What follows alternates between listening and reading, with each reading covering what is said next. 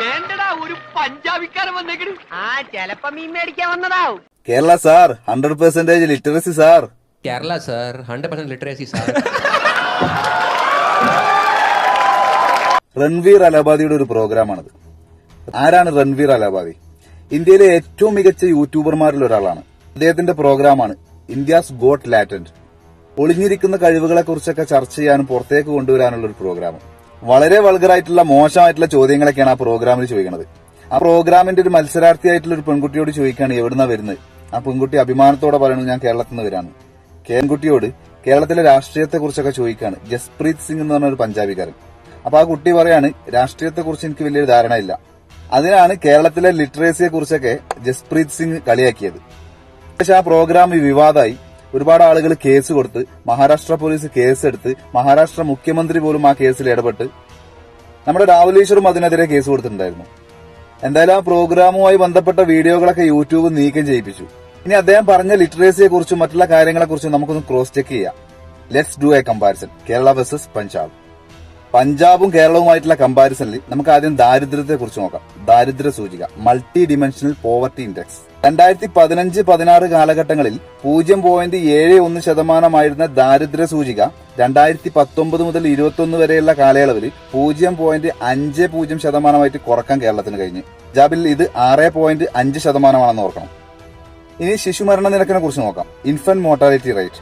2019-21 കാലയളവിൽ നടന്ന ദേശീയ കുടുംബാരോഗ്യ survey, national family health survey, ആ സർവേ പ്രകാരം കേരളത്തിലെ ശിശുമരണ നിരക്ക് 4.4%. 2018 കണക്ക് പ്രകാരം 1000 കുട്ടികൾ കേരളത്തിൽ ജനിക്കുമ്പോൾ 7 കുട്ടികൾ മാത്രമാണ് മരണപ്പെടുന്നത്.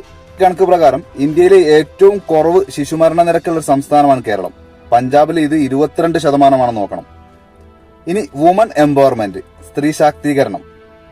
പൊതുവിദ്യാഭ്യാസത്തിൽ ലിംഗസമത്വം നേടിയിട്ടുള്ള നമ്മുടെ കേരളത്തിൽ ആർട്സ് ആൻഡ് സയൻസ് മേഖലയിൽ 64%, മെഡിക്കൽ അനുബന്ധ ശാസ്ത്രങ്ങളിൽ 81% പ്രവേശനം നേടുന്നത് പെൺകുട്ടികളാണ്.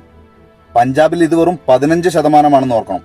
ഇനി ഇൻഡിവിജ്വൽ ഹൌസിംഗ് അവൈലബിലിറ്റി, സ്വന്തമായിട്ട് കേരളത്തിൽ വീടുള്ളത് 95% പേർക്കാണ്. ഇത് പഞ്ചാബിൽ വെറും 73% മാത്രമാണ്. ഇനി സ്വന്തമായിട്ട് കക്കൂസുള്ള വീടുകൾ കേരളത്തിൽ 98%, പഞ്ചാബിൽ 75% മാത്രം. ഇനി അദ്ദേഹം പറഞ്ഞ 100% ലിറ്ററസി സാർ, എന്താ സംശയം? എഴുതാനും വായിക്കാനുള്ള കഴിവ് കേരളത്തിൽ അത് 97%, പഞ്ചാബിൽ 76%. ഇനി മികച്ച ജീവിത നിലവാരം കേരളത്തിൽ 80%, പഞ്ചാബിൽ വെറും 68%. എങ്ങനെ നോക്കിയാലും പഞ്ചാബും കേരളം തമ്മിൽ ഒരുപാട് മാറ്റം. അരേ സോണിയ, വിമർശിക്കുമ്പോ അതൊക്കെ ഒന്ന് നോക്കണ്ടേ? ഇനി ആ വിമർശിച്ച് കളിയാക്കിയ ആ പണ്ഡിതന്റെ ഇപ്പോഴത്തെ അവസ്ഥ കാണണോ? ഇതേ നോക്ക്.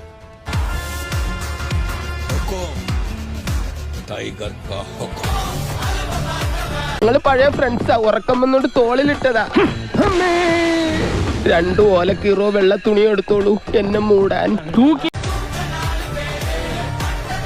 ചുരുക്കി പറഞ്ഞാൽ മുട്ടും കൈയില്ലാത്തവന് ചെറുകറിലില്ലാത്തവനെ കളിയാക്കാൻ നിൽക്കരുത്. ഈ വീഡിയോ ഇഷ്ടപ്പെട്ടാൽ ലൈക്ക് ചെയ്യുക, കമന്റ് ചെയ്യുക. കൂടുതൽ വീഡിയോകൾക്കായി ചാനൽ ഒന്ന് സബ്സ്ക്രൈബ് ചെയ്ത് സപ്പോർട്ട് ചെയ്യുക.